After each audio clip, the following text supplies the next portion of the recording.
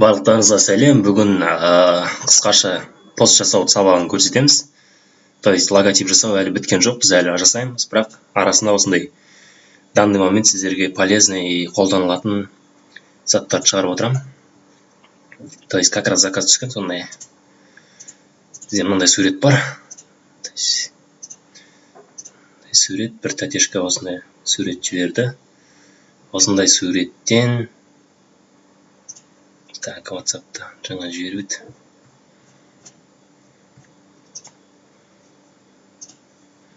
Мынандай сияқты эффектпен баннер жасау керек.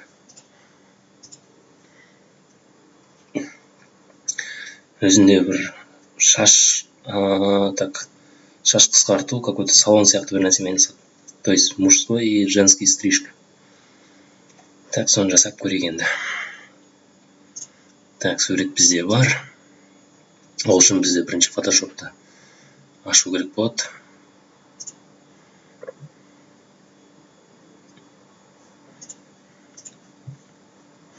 Фотошоппен ашып, мына жақтағы фонның бәрін кесіп алып тастаймыз.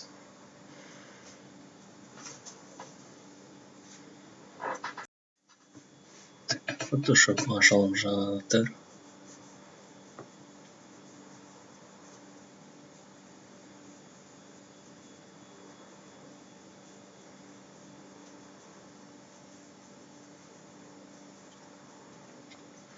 То есть фотообработканың барлығын растровый графика деп алдын айтып жүрген едім ғой. Растровый графикада ол пиксельдер, то есть фотошоппен жасау керек. Кез келген смартфоннан болсын, фотоаппараттан болсын түсірген сурет, ол растровый графика дейді. Так, невозможно выполнить запрос перед маркером дейді. То есть осындай жағдай болған кезде, ашпай қалды ол файл. Сол кезде бірінші открыть с помощью Paint дейсіздер. Paintпен ашып,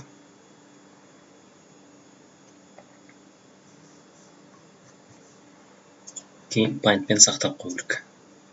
Форматты JPEG деп сақтау керек. Басқа файл деп танып тұр да бізге. JPEG бір тақ қояйық. Рабочий стол сақтайық.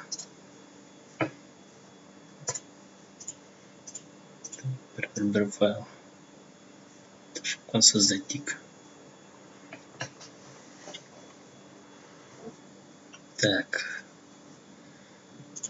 Фотошопты көбісіңіз білетін шығарсыздар, бірақ арнайы сабақ жасап шығамын негізі фотошоптың өзіне де. Фотошопта тоже слой режимінде жұмыс жасалады. То есть мына жақта слой деген қабат-қабат. Бірін бетіне тұратын қабаттар. Мысалы, жаңа слой создавать еттім, заливка жасадым. То есть мынау сары слой, одан кейін фотоның өзінің слойы бар. Мынаны блокировканы алып тастаймыз, жоғарыға көтереміз. Астыға үстіге түсіруге болады, слойлардың несін ауыстыруға болады. Мен на всякий случай оригинал фотоның копиясын создавать етіп ең астына қойып қоямын. То есть егер бір нәрсені құртып алатын болсам, астыда түртілмеген слой тұрады менде. Жақындатамыз. И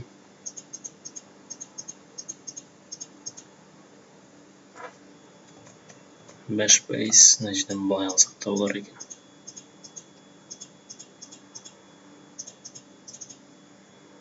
Удалить.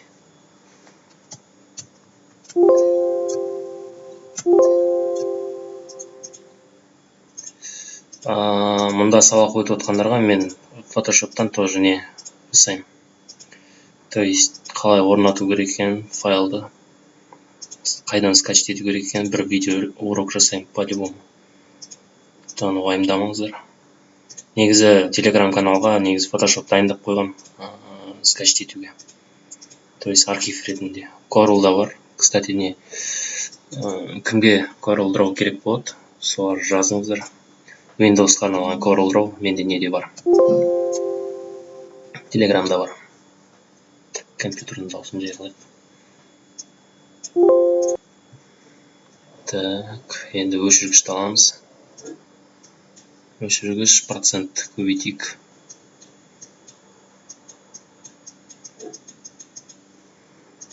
Мынаны да көбейтейік. Мындай алайық.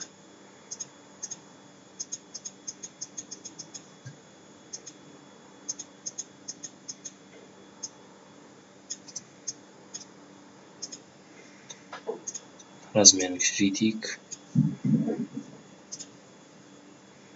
Бір бұрыштан бастайық. Альт басамыз, жақындатамыз. Shift батырмасы арқылы.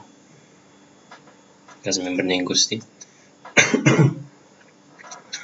Мынау Corel'да жақындатып, алыстатып жүрген колесиканы басқан кезде қол пайда болады. Ал неде, Photoshop'та ұзын кнопка пробелді басқан кезде только қол пайда болады. Захват. То есть сіз пробелді басасыз, сосын мышканың қалыпты басатын мышканың сол батырмасын басып былай жылжытуға болады. Интерфейс сондай. Алыстату, жақындату деген тема жоқ бұл жерде. Ол кезде альт батырмасын басып тұрып, колесиканы бұрған кезде алыстап жақындайды. Бұл жақта навигация Corel'дікінен қарағанда кішкене қиындау. Клавиатураға бағынады көбінесе. Сосын бір нәрсені өшірген кезде бір жерді өшірдім, сосын екінші точкаға белгілеп тұрып Shift-ті басатын болсам, былай өшіреді. Так, Ctrl-Z.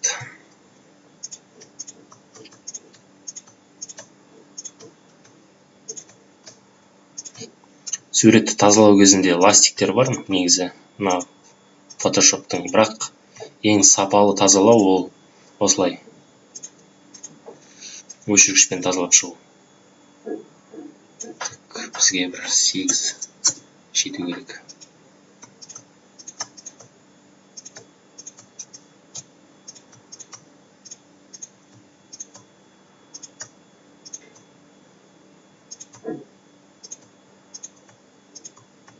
Көріп отырсыздар ғой, қаншалықты ұзақ уақыт кететін жұмыс. Сондықтан графикалық дизайнер олар көбінесе уақытына байланысты алады. То есть дизайнер жұмысқа проект бойынша келісуге болады, қиындығына байланысты. Егер қиындығы жоқ, просто уақыт алатын жұмыс болатын болса, онда уақытына байланысты болады. В принципе, мықты дизайнерлер олар всегда уақытына саудаласады. Былайша айтқан кезде услугасын емес, уақытын сатады. Осының бәріне уақыт кететін болса, тазалап отырудың өзі.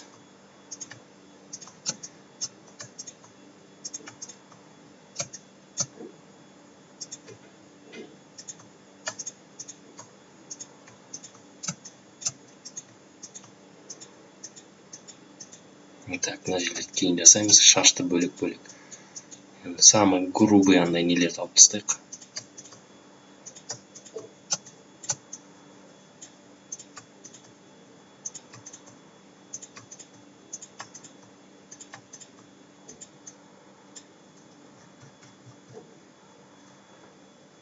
Бәрін қазір қайттан келтіріп шығамыз. Құлақ мына жақта екен.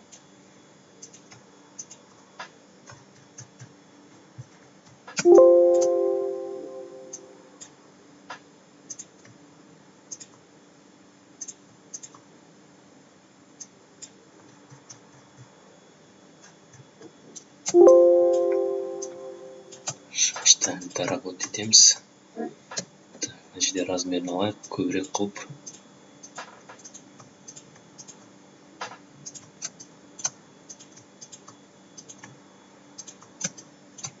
Фонда қара түс и шаштың түсі екеуі бір-біріне жақын түс болған соң шатасып қалуға да болады.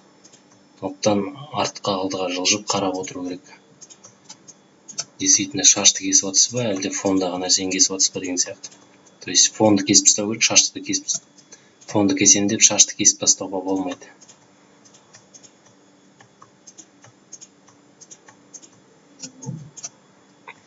Негізі әйел адамдардың фотосын обработать ету өте қиын. Мысалы, фонынан кесіп алу деген. Ер адамдардікі оңай, өйткені короткая стрижка и ер адамдарда көбінесе шаш жалбырап тұрмайды.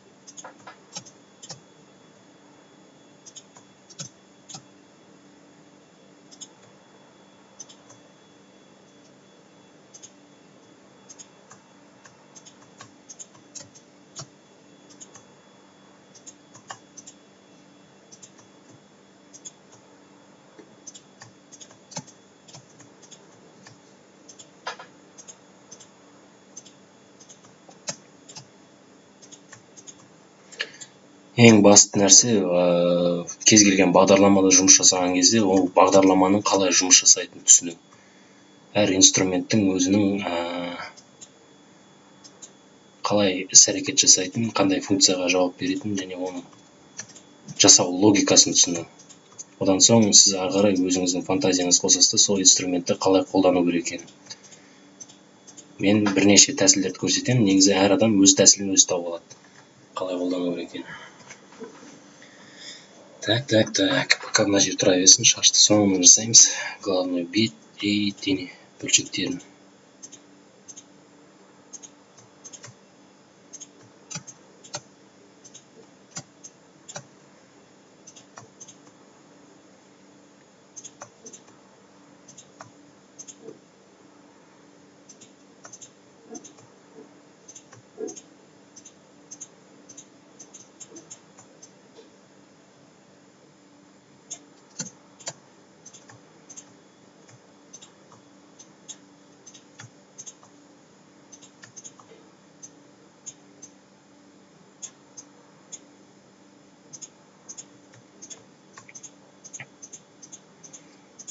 Шаш тараз болғанда қолымда бір қайшы тұрғанда уже басқаша бір не болатын еді, композиция болатын еді.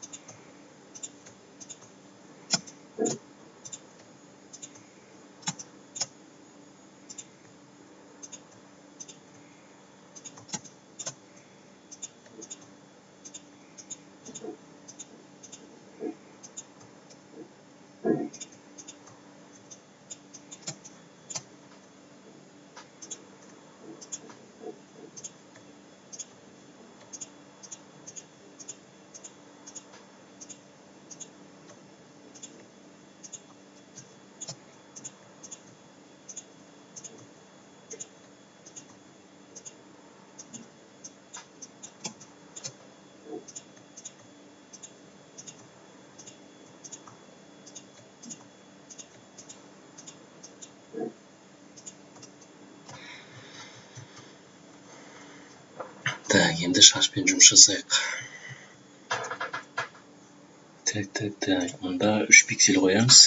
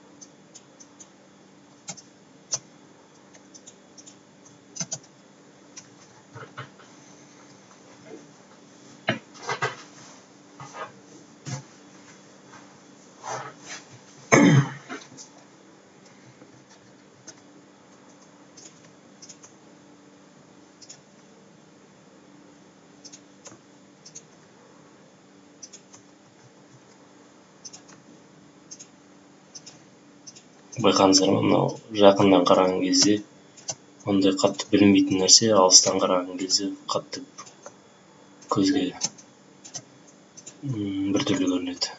Мысалы қараңыздар, алыстан қарап тұрған кезде мына жерде қара сызық пайда болып тұрады.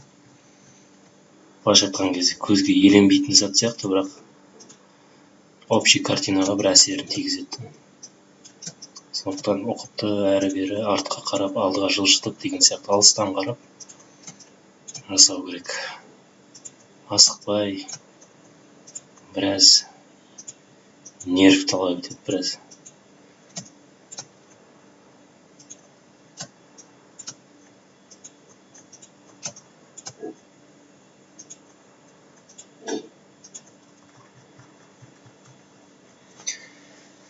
Так.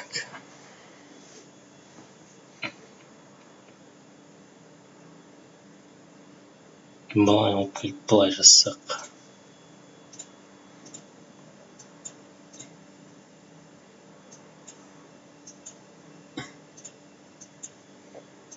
Шашты былай кесіп тастасақ қалай көрінеді деп қарап тұрмын. Былай мына жағын бәрін жауып тастасақ жоқ.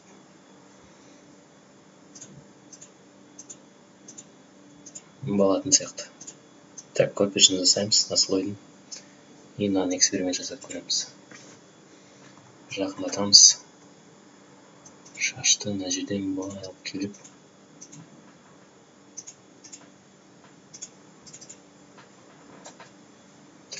Астындағысын көрсетпейміз. Вот осылай нормально сияқты. Так. Өшіргішке қайтадан өтеміз. Пиксельді көбейтеміз. 4 пиксель. И мынаның бәрін плавно переходпен жасап шығамыз.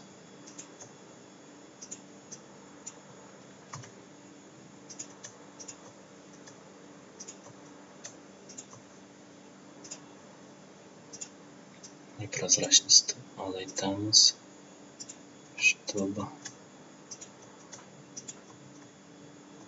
воздушный эффект пайда болсын.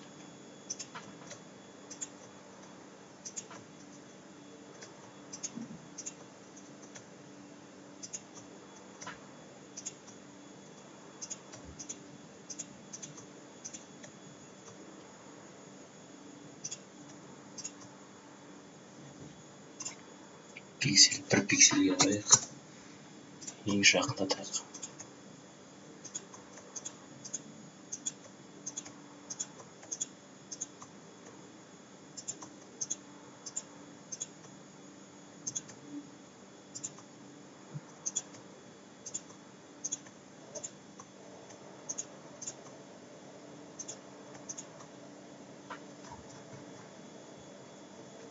бөлек жарым екен.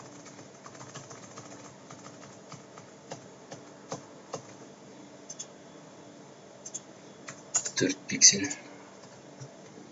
Рахметамыз мына жерде доғал емес, бір төртбұрыш сияқты болып тұр. Соны дұрыстаймыз.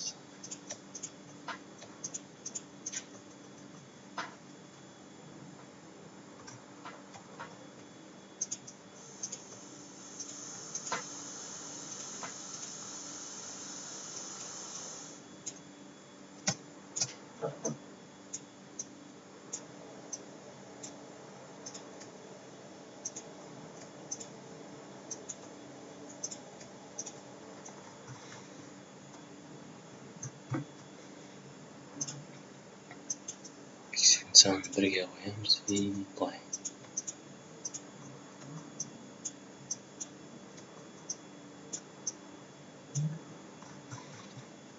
Бір қараған кезде көзге көрінбейтін деталь сияқты, бірақ маңызды.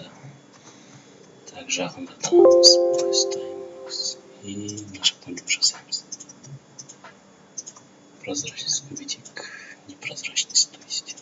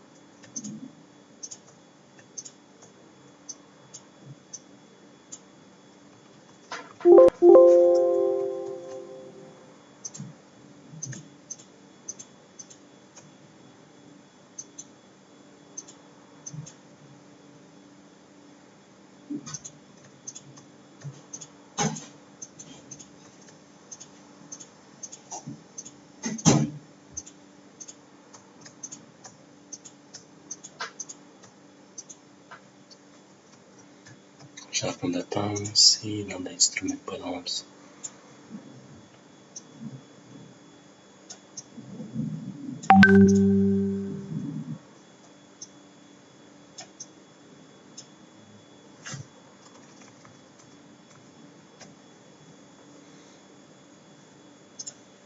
Деление мына жерді копировать етеміз, ставить етеміз, жылжытамыз. Онда қоямыз, прозрачность кішкене азайтамыз. Сосын астындағы слоймен объединить дейміз. Мына жердегіні аламыз, белгілеп, мына жерден қоямыз. Деген аламыз, мына жерге қоямыз. То есть монтаж кішкене корректировка жасап жіберейік. Сосын қайтадан өшіргіш и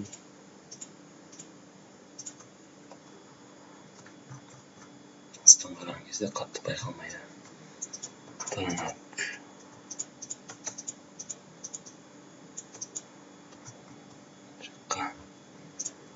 Фон тағы біреуін создавать етейік, көрейік, дұрыс кесіп жатқан жоқпыз ба, қарап көру үшін.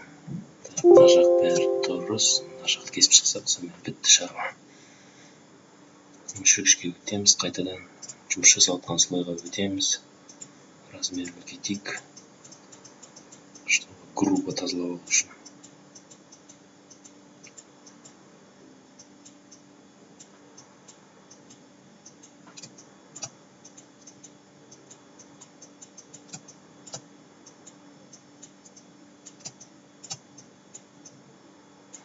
Алып тастаймыз.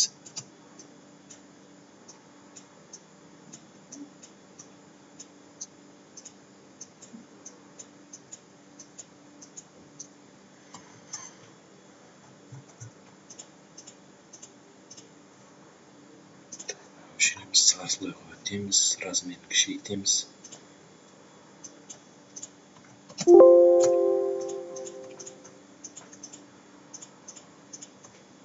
Бір пиксель еді, бізге жетпей тұр. 4 пиксель жетіп қалу керек. 4 пиксельмен уже қайда жақсы.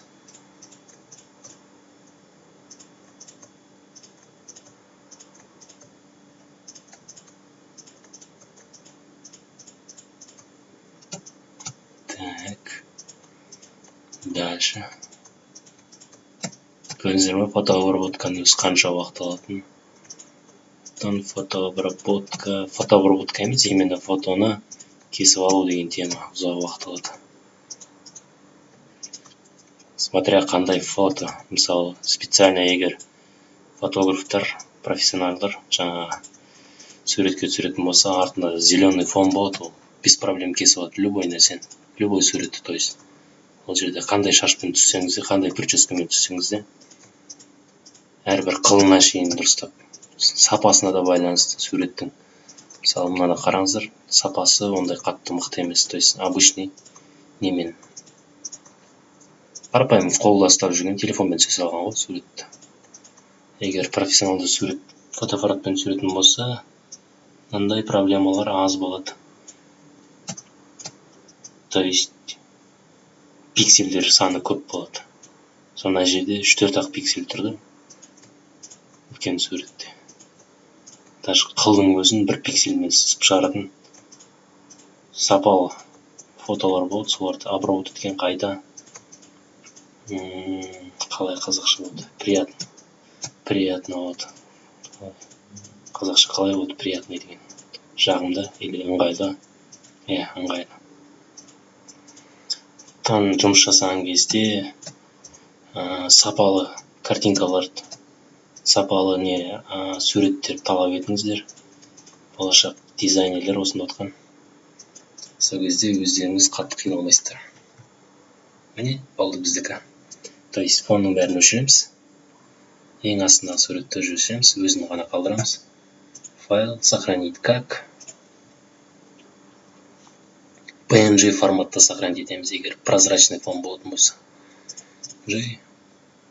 Фото.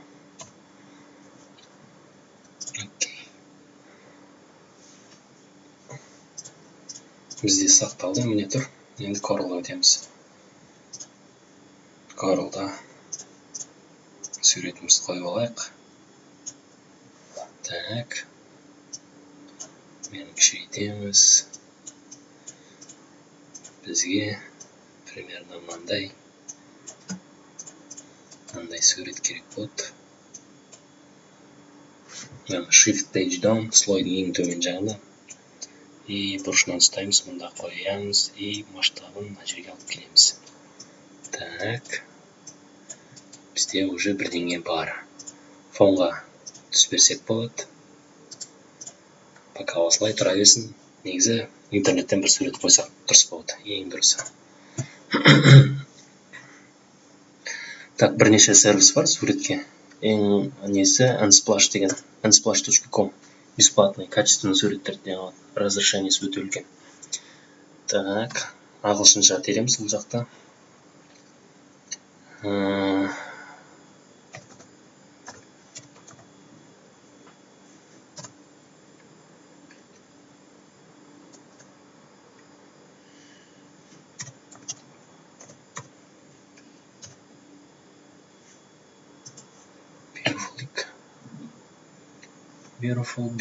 Beautiful. Или high salon дейік. Шаш қысқартады ма? Хайр, қалай жазушы еді өзі?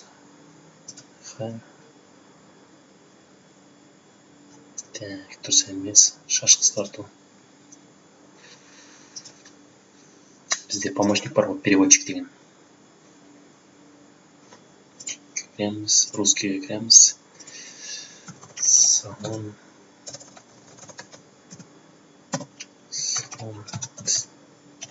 Стрижек.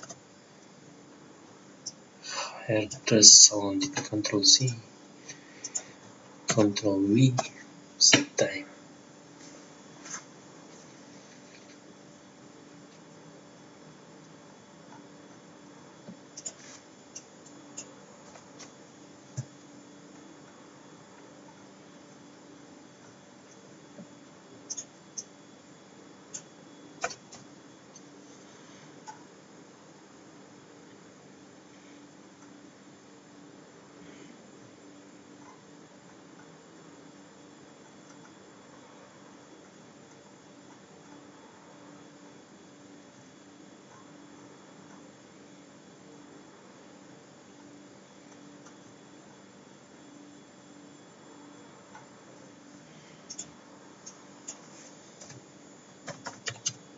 саламын деп көрейік, не бар екен.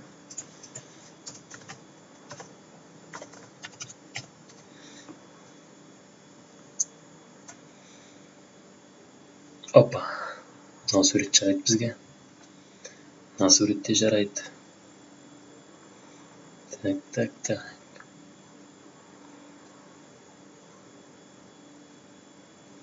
Мына суретте күшті жарайды. Қандай выбор бар тағы бізде? Қарап көрейік.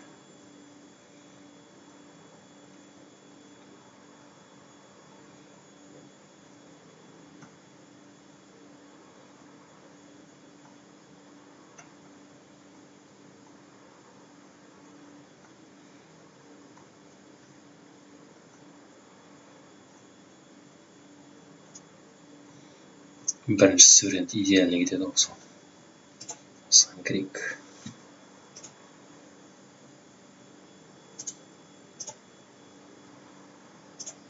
Сохранить. Показать в папке. Аламыз и коробка тастаймыз. Поместить в контейнер. Ішке бастық.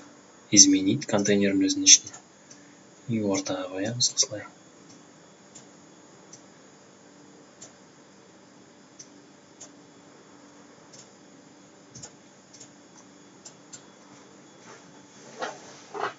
Так, ішіне кіреміз. Изменить. Кішкене яркий түстер керек еді. То есть бетіне төртбұрыш сызамыз и розовый түс дейік. Ладно. Розовый түс емес, кішкене фиолетовый түс берейік. Давай прозрачность берейік. Окей. Опа.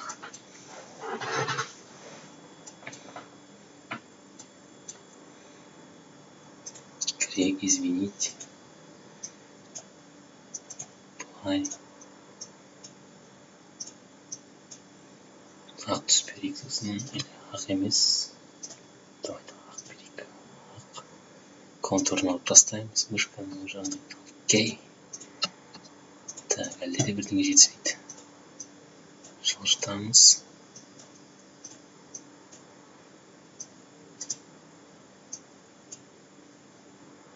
Окей, енді берейік. Қалай. Вот, уже более-менее. Так, тағы да бір нәрсе өзгертуге болады.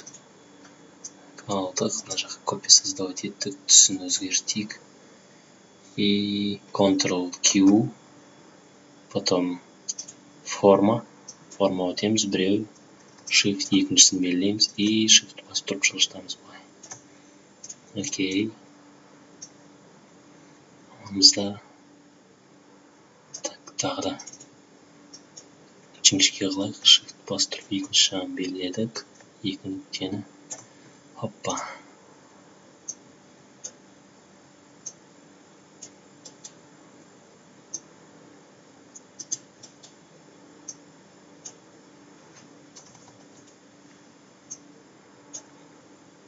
Размер кішірейтейік.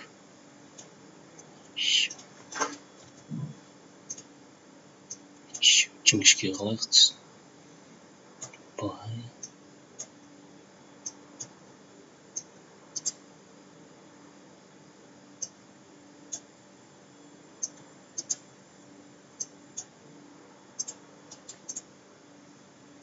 Готово. Так. Изменить.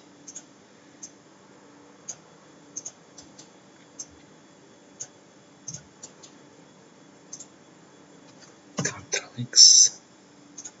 Готово. Ctrl вставить. И бай.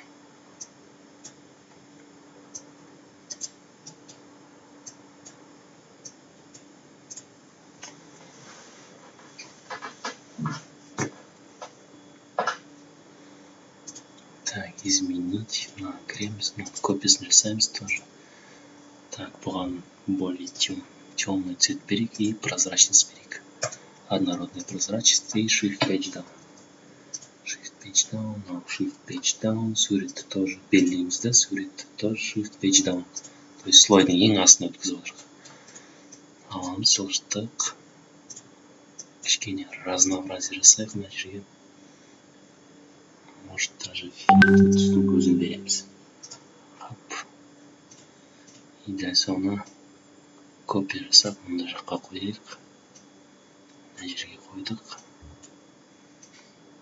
Онда тағы біреуін қойайық. Углын өзгертейік. Shift page down, потом Ctrl page up, бір слойға, екінші слойға. Сосын цветін өзгертіп көрейік.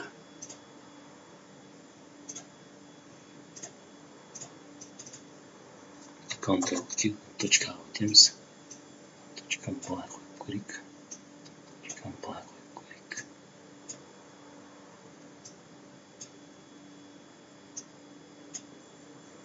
Так. Кішкене бұрайық. И мында қойайық. Готово. Былай уже басқаша. Так, мына палочкалар уже артық. Готово. Осылай тұра берсін. Изменить. Мынаны түсін өзгертейікші.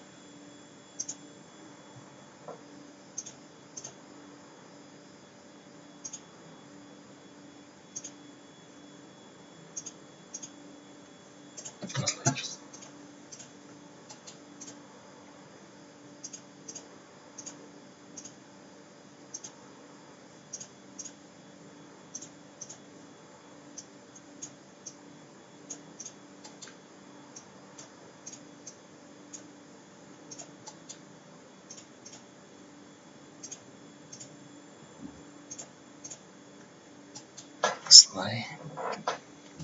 Так, енді жазу. Жазуда примерно қандай жазу бізде универсал мастер.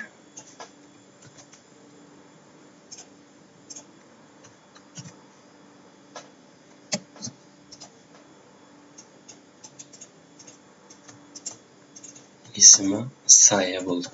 Сая тәте.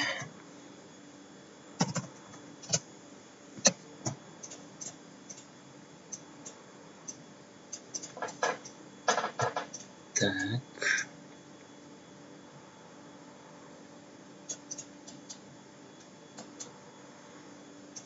Аламыз, Shift таңдаймыз.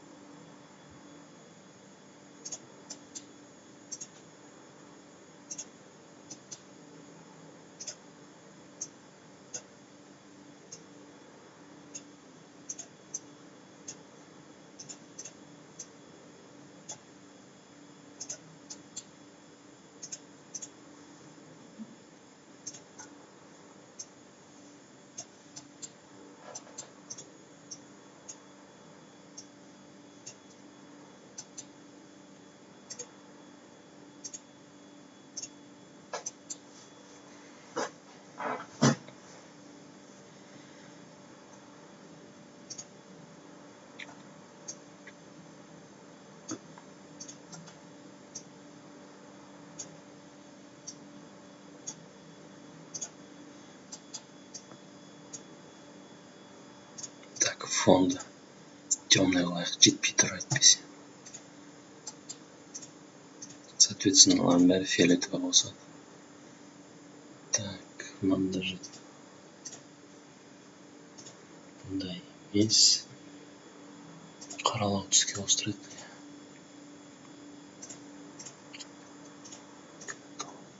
Сонда біздің жазуымыз ақ түспен болады.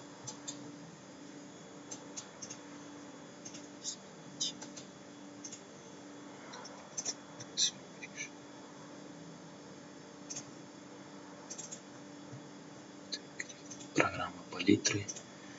Где-то фиолетовый жақында жерден түстіңдік. О. Сай универсал мастер. Контурға қарат. Опа. Шрифт онша емес. Значит, басқа шрифт таңдаймыз.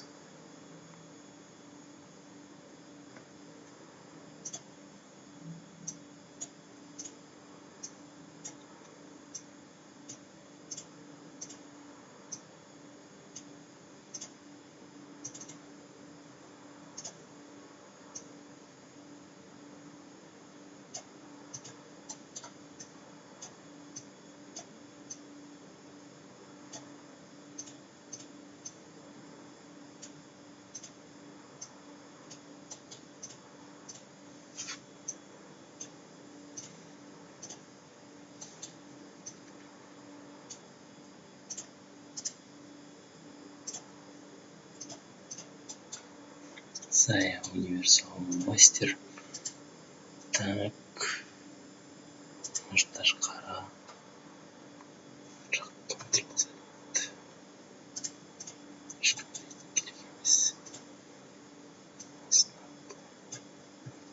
Ctrl-Q.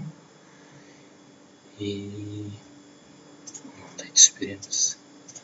Прозрачность. И насылғанда белгілейміз да алдыңғы бетке шығарамыз. Былай жасаймыз.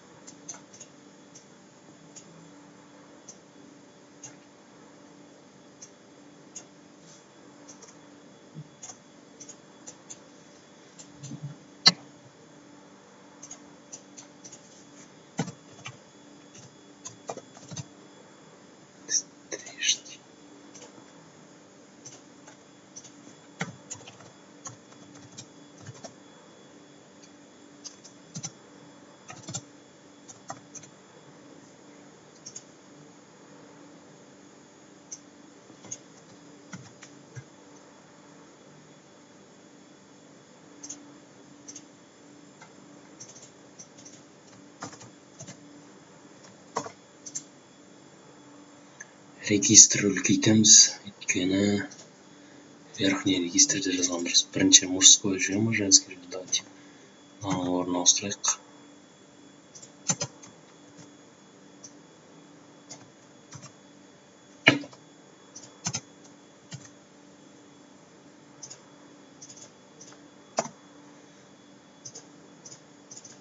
Так, стрижкиге акцент береміз, өйткені бірінші көру керек нәрсе стрижки.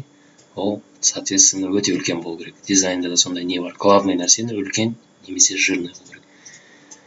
Так, стрижки, женский, мужский. Так, сосын былай жасайықшы. Ақ түске. Так, белгілейміз, мында қоямыз. Үлкейтеміз.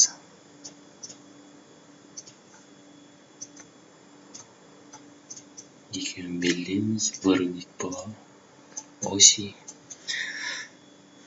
Так, сказал бедняк. Shift маған ұнамай тұр.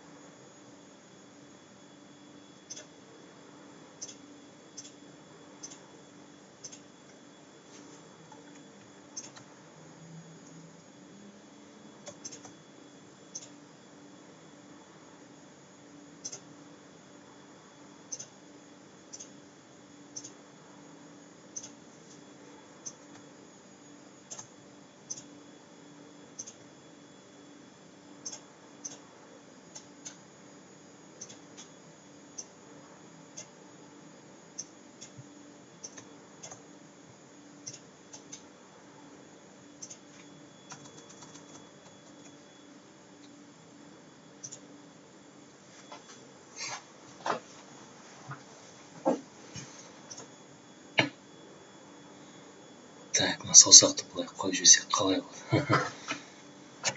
Визуальный эффект беру үшін. Так, ол үшін ломаная линия кіреміз.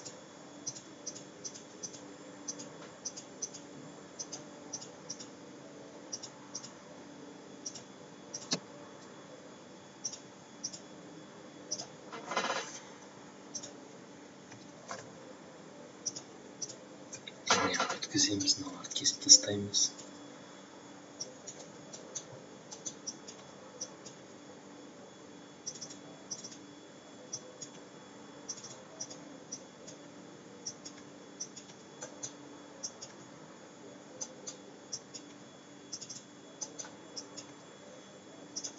алдық, белдеп аламыз, кесіп тастаймыз.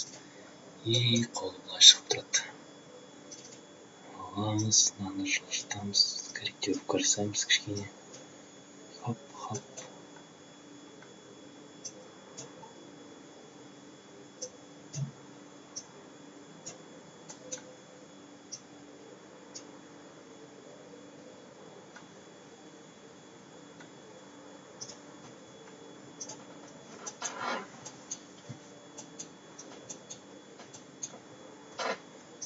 Жоғары көтереміз, основной тема болғандықтан. И мына жерге текст жазып жібереміз. Только в время карантина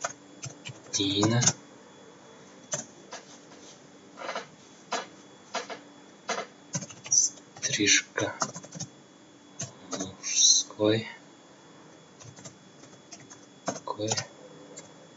сақша 500 теңге, стрижка женский сақша 700 теңге. Сразу теңгені аламыз да ақшаны негізі кішірейтіп көрсету керек всегда. Бұл сондай бір дизайнерский лайфхак қой.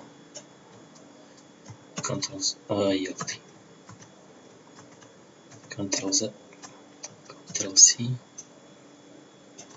Ctrl-ставить. Так, только во время былай аламыз да, и былай жасаймыз. Біздің основной элемент мына жақта шығып тұр. То есть композиция бір жаққа бағып тұр. Сурет мына жақта тұрған соң выровнять мына сол жаққа қарай. То есть оң жақ. Мына оң жақ, біз қарап тұрған кезде оң жаққа қарай выровнять етеміз. Ақ түс берейік пока. Может даже қызыл түс береміз. Қызыл түс береміз да ақ контур береміз. Контур мына жақта настроить етуге болады. Екі рет басамыз, ішіне кіреді, меню ашылады. Сверх тонкийға емес, бізге қалың керек. Сосын мынау линияның ішінде, линияның сыртында деген. Линияның сыртында таңдаймыз. Обводка, округление, мынандай басамыз. Печатать под заливкой, масштабировать с объекта. И все. Енді дұрыс шрифт таңдайық. Мына шрифтпен жұмыс жасадық, осы шрифтпен тұра берсін. Слайд тұрсын. Так, мынаны жоғары көтерейік еще. Изменить. Ақты алып тастайықшы. Или басқа бір түс берейік. Давайте мынандай түс берейік. Окей.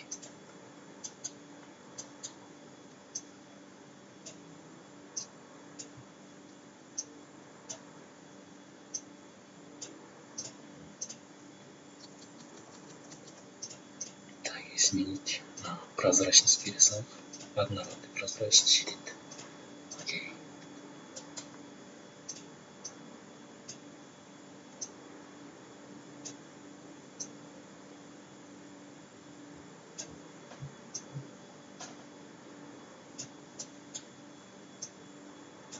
Мына жерде тұрсын основной мысль. Так. Енді жасайық па.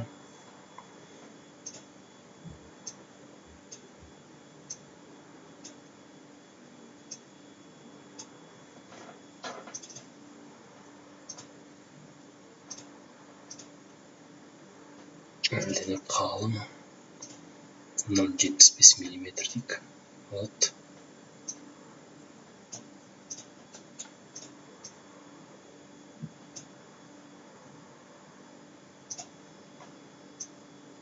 Мына жаққа былай қоямыз.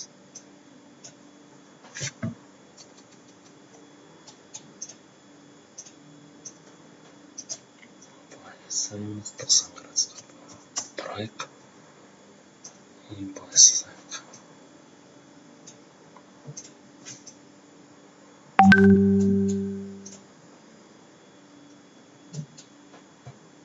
мына жерге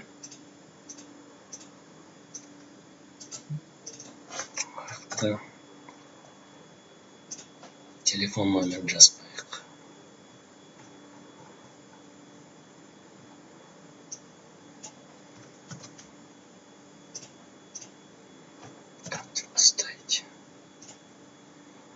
Так, номерге шрифт онша келмей тұр, так что шрифтта өзгертеміз. Осылай тұра келсін.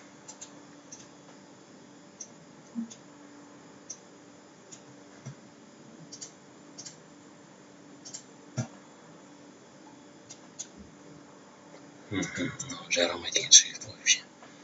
Бәбіс мынау қойықшы. Бәбіс мынау болт қойық.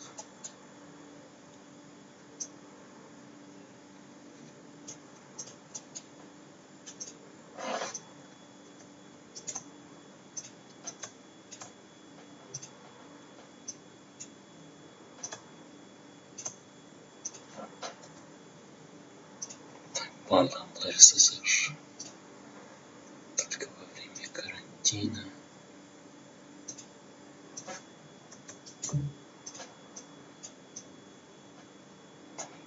Білдейміз и былай.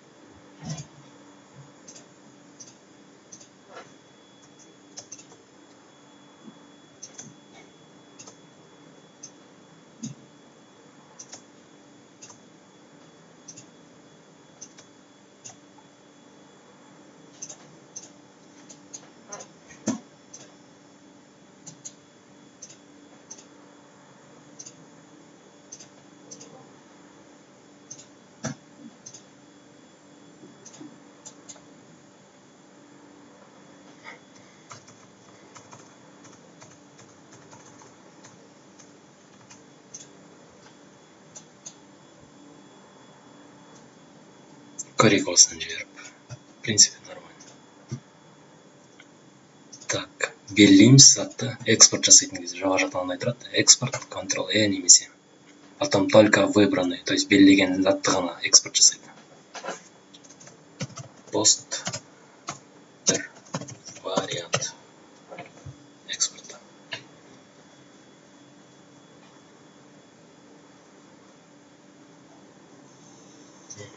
RGB дизайк.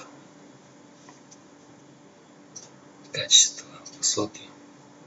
Окей. Бізде сурет шықты, алдық. Ұстап. И клиентке жіберіп көрейік. Не дейді екен көреміз.